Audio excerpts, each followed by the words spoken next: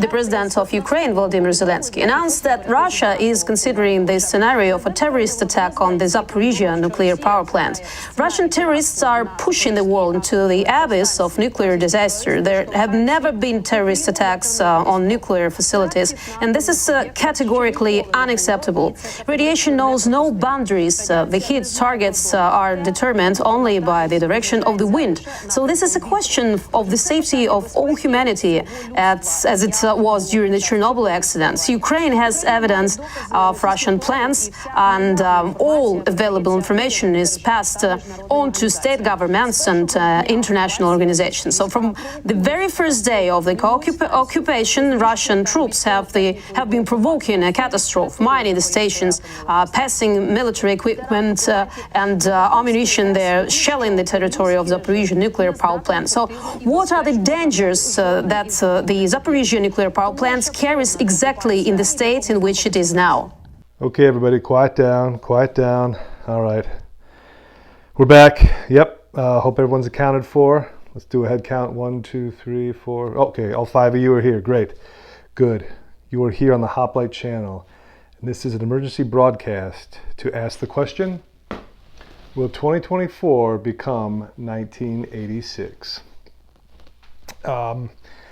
Again, I have to segue this channel into a topic that is somewhat late breaking. I was going to do my series, which is coming, promise, but this one had to be done right now. It's that important. So there's news coming out of Ukraine that there are military direct action maneuvers, for lack of a better term, being executed at the Zaporizhzhia nuclear power plant. And this is, I think, one of the most dangerous moments in time for not just Russia and Ukraine, but perhaps the entire European continent. And I say that with no hyperbole. I'm dead serious about this. And I want to explain why. And are we now moving towards a possible future where 2024 will become 1986? Now, 1986, I was, barely 5 years old, so I don't remember any of this. I just remember what I was taught in school after the fact. Although I do have somewhat spotty memories of seeing things on TV during the aftermath of what later became known as the Chernobyl disaster. The Chernobyl disaster happened April 26 of 1986. We're just about 2 weeks away from the 38th anniversary of that disaster. We're that close to the 38th anniversary. Now, what happened? Well, on the 26th of April, 86, the number 4 reactor at the Chernobyl nuclear power plant exploded. And it was a complete accident.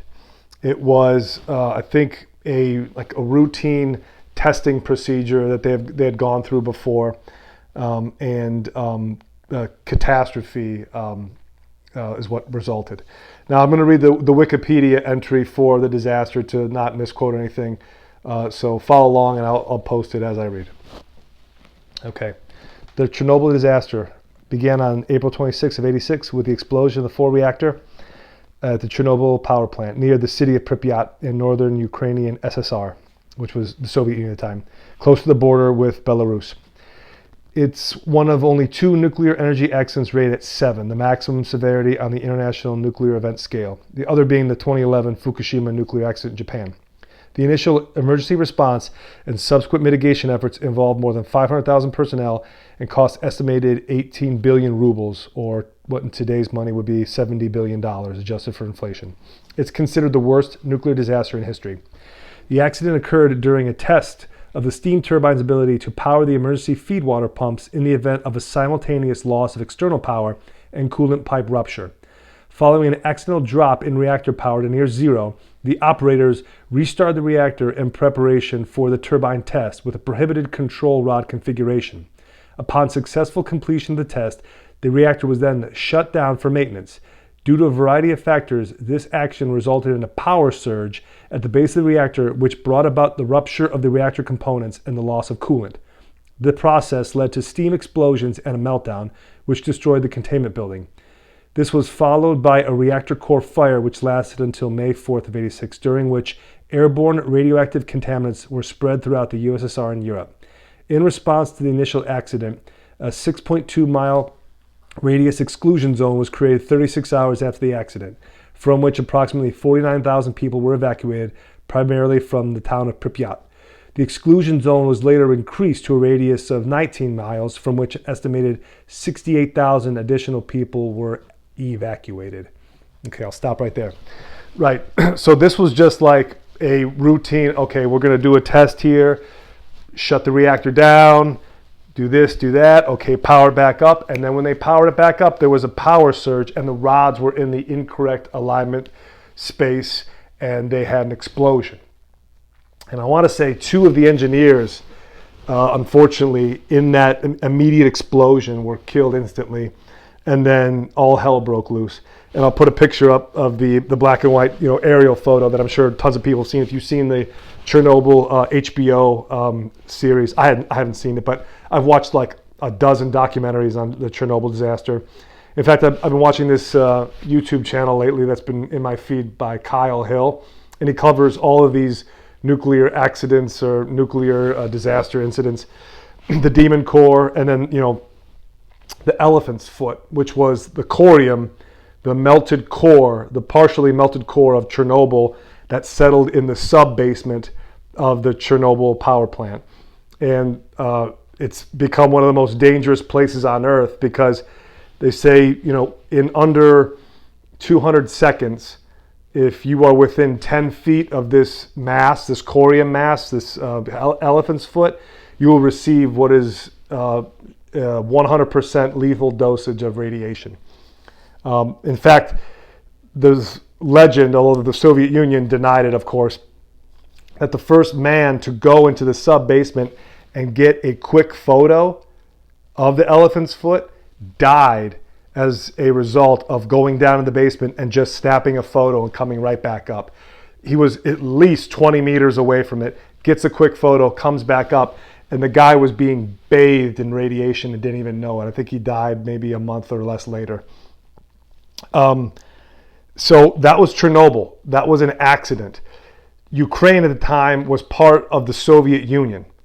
They were in a state of peace. You had 100,000 people that were evacuated in less than 48 hours. You had 500,000 people who came to assist. And sadly, you had 10,000 people who died in Russia, Belarus, and Ukraine in the immediate sense and in the years after from unfortunate radiation poisoning and what they later attributed cancer to. They found out, and I'll put the map up here, it's wild. If you look at the exclusion zones and the restricted zones, like the exclusion zones are essentially like the Russian government or the USSR came in and said, no human being is allowed to be in these areas. Like the nuclear fallout in these areas is lethal. The prohibited zones, is people are allowed to traverse the zones, but they can't remain there. Like if you're going to move through a prohibited zone, you have to literally be driving on your way to a place that's outside the prohibited zone. You can't dilly-dally. You just got to keep moving through it. The exclusion zone is nobody under any circumstances is permitted to be here. You're excluded. Like this is like no man's land. And that was from the explosion of the nuclear reactor under the number 4 tower. It blew off the ceiling of the Chernobyl plant, and they said the force was enough to lift like 40,000 tons of concrete straight up and out of the roof. So when this thing exploded, like people for miles away could hear it. And the poor people in the town of Pripyat, which was built to service the Chernobyl plant, which at the time I believe was either the biggest nuclear power plant in Ukraine and Europe as a result, or one of the biggest. It was in the top 3. It may have been the biggest in Europe. And it was built for that reason. The Soviet Union was going to harness the power of the atom and bring the world into the nuclear age with nuclear power.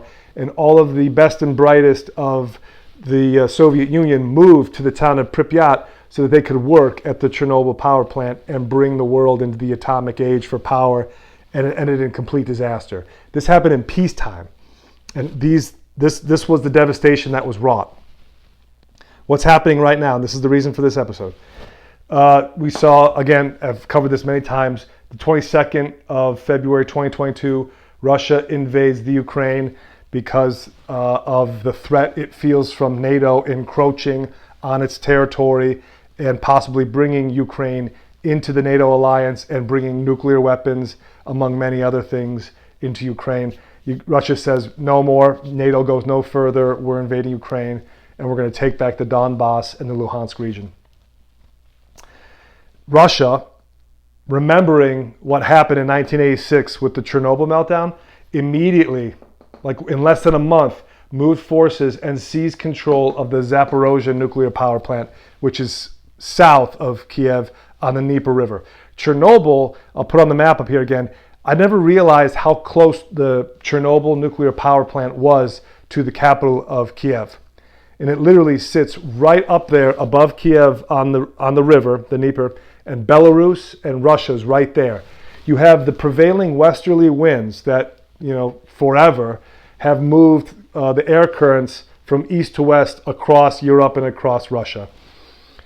When Chernobyl melted down and had that explosion, you had all of this fallout sprayed up into the air, like fine particulate matter. You had hot particles that were actually nuclear fuel, but you also had corium and other stuff that was irradiated material that was radioactive, like cesium-134, 137, iodine, etc.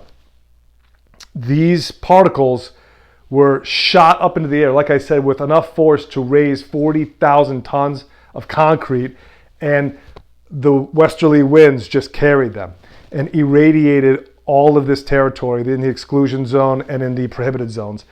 Russia knows that Zaporizhzhia has the potential to be the next Chernobyl. Zaporizhzhia nuclear power plant is the largest nuclear power plant in Europe. If Zaporizhzhia has a meltdown like Chernobyl did, it will be catastrophic for Europe and Russia because of the westerly winds, like I said, carrying all that fallout. What happened on March 22nd of 2024? I covered this in my last episode. Crocus City Hall near Moscow had a terror attack, and they experienced, I believe it was 144 civilian deaths. And they caught the quote-unquote ISIS terrorists fleeing from Moscow, trying to get over the border into Ukraine. And these guys sang immediately. They said, we were promised $15,000, what is it, 19,000 rubles. And they said, now this is coming out now. They said that the Ukrainians agreed to create a small corridor on the border so that these guys, after they did this attack, could slip into Ukraine. And the thought process probably was, hit Ukraine, kill a bunch of civilians, and as these guys come through our small corridor, the Russian security forces will be hot on their heels. And these guys will be so enraged at the terrorists, they will just haul ass behind them, and then we can get them in an ambush as they try to go after these guys who just hit the Crocus City Hall. My guess is that was the idea. But the Russians, fortunately, intercepted these guys before they got to that small corridor in Ukraine. There's an article today in Zero Hedge saying that the Russians now, this is the Russians saying this, have further evidence to suggest that Burisma, this is the shell company that Hunter Biden was working for, possibly had a hand in the Crocus City Hall attack, as in helped either organize it or helped create the funding for it.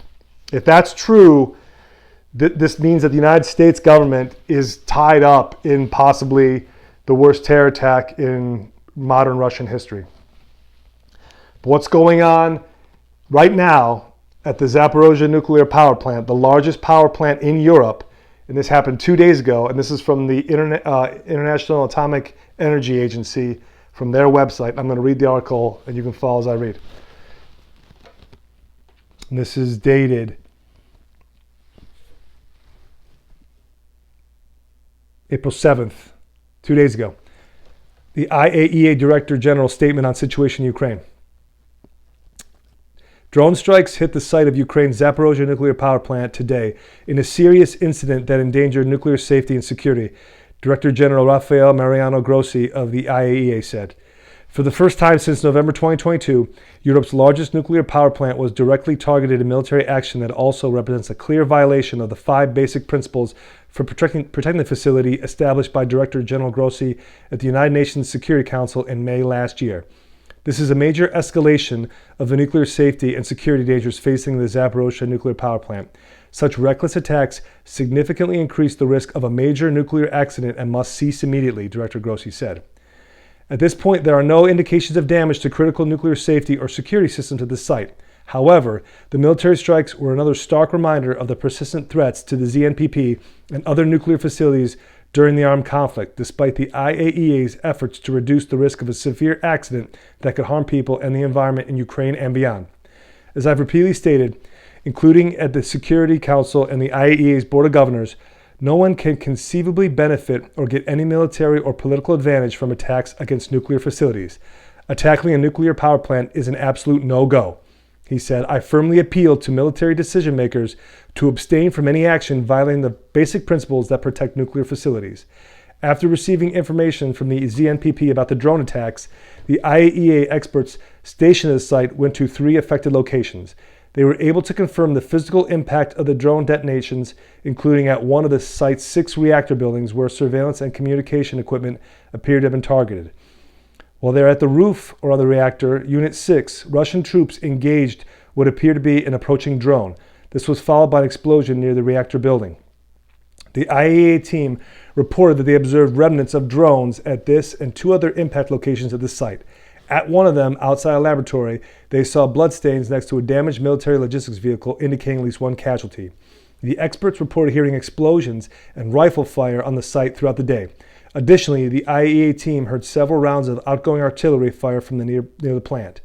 While the team so far has not observed any structural damage to the systems, structures and components important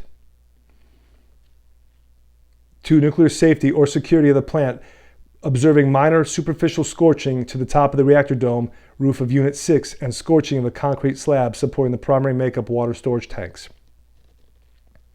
Although the damage at Unit 6 has not compromised nuclear safety, this was a serious incident and had potential to undermine the integrity of the reactor's containment system, Director General Grossi said. And this story was even updated yesterday on April 8th. Okay, so we have confirmed from the IAEA, not Russia, not Ukraine, although I think they both agree it happened as well. Now they're pointing fingers. It was you. No, it was you. The IAEA said, listen, doesn't matter who it is.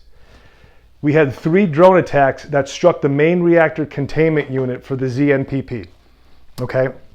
Not like a building adjacent, not a Russian tank or a Russian APC that's stationed outside. These drones struck the containment unit of the core of the reactor. Okay. Like, let that sink in. Someone with access to military capable drones are flying kamikaze drones into Europe's largest nuclear power plant that sits on the Dnieper River in southern Ukraine. Russia currently controls it. They seized it back in March of 22, thank God, because they have the manpower and the capabilities to secure it. Here's the problem, and this is why I mentioned the Crocus City Hall attack. There's no doubt in my mind that the Crocus City Hall attack was organized probably by NATO countries. I'm going to guess it was mostly my country, the United States, that helped set this up with the Ukrainians. They helped figure out who was going to do it. They picked the target, they cased it, they researched it, and they found the patsies they were going to pin it on if they got caught, and they got caught. Ukraine is getting desperate now, okay, for real. They're losing manpower. They're trying, I think there's an article out now that they're trying to like put together almost like a collection plate around the world for people who, you know, might have artillery shells to spare. Like the United States, the European Union, the NATO, they can't come up with enough munitions to keep supplying Ukraine. Russia is outproducing them 3-1. They're in a corner now. If the Ukraine military collapses the Russian military, as I said in the last episode, will walk through Ukraine unopposed. Sun Tzu had a famous quote, "A fleeing enemy is of no danger to you. They're running to safety. If you pursue that enemy and he is cornered, that enemy is now at his most dangerous because he has nowhere to go. He is facing possible death. He has nothing left to lose. He will lash out at you, and he will lash out with reckless abandon because he figures he's dead already." If Ukraine feels like it's in this position and starts targeting its own nuclear power plant, figuring, well, if the Russians are going to take it and if the Russians are going to keep it, we might as well blow it to kingdom come, because the westerly winds, just as in Chernobyl, when that reactor goes critical and the top blows off, yeah, unfortunately, eastern Ukraine will be covered in dust and fallout, but so will Russia. In fact, more of Russia will be covered in fallout than Ukraine. And if eastern Ukraine, the Donetsk and Luhansk, are going to be Russian territory in the future anyway, what do we care if it's covered in fallout? It's like we'll get away with a mass casualty event and we can potentially blame it on Russia if it explodes under their watch, under their control. But the problem is this, is that if that happens, there is no going back. Like Russia will not stop until the entire country of Ukraine is conquered. Because if the Ukrainian government helped orchestrate the Crocus City Hall terror attack with the help of the United States, and if they are now trying to cause a thermonuclear event and a meltdown to happen at the ZNPP, then these people are not just enemies, they are maniacs. And they are a threat to Russia and Europe as a whole. Because if that fallout makes its way to Russia, they will not be able to muster 500,000 people to come into Ukraine, which is an active war zone, by the way. And I'll put the map up right here. This is a live map of where the battle lines are right now. The Zaporizhzhia nuclear power plant is right there. The river that separates the power plant from the other side is the battle line. And there are direct military actions going on right by it, as the drone attack is evidence of. The fallout that will come from an explosion and the meltdown, it won't be a partial meltdown because there won't be a mitigation effort like they had in Chernobyl during peacetime. This is a nation that is currently being invaded. It's a war zone. Other countries won't be allowed to come in because Russia will see that as a threat. Other nations like coming in to try to help Ukraine in the war effort, but under the guise of helping, mitigate the ZNPP. Even if nations are coming in strictly to mitigate the meltdown at the ZNPP, Russia won't allow it. Similarly, Ukraine won't allow Russia to send more troops to help aid the ZNPP mitigation because they'll be thinking that, this is the time Russia's going to use to take more real estate, more property, because this will give them cover. Nobody will trust anybody to help mitigate the ZNPP disaster if it becomes Chernobyl, which means you could possibly have total reactor core meltdown. And that will spew fallout into the groundwater and the air, and it will irradiate hundreds of thousands of square miles, possibly. If you have a total core meltdown at the ZNPP, the largest nuclear power plant in Europe. It is that serious, it is that dangerous. So I just wanted to put this information out there if you're not aware of it yet, because the Western media, of course, is like paying no mind to it.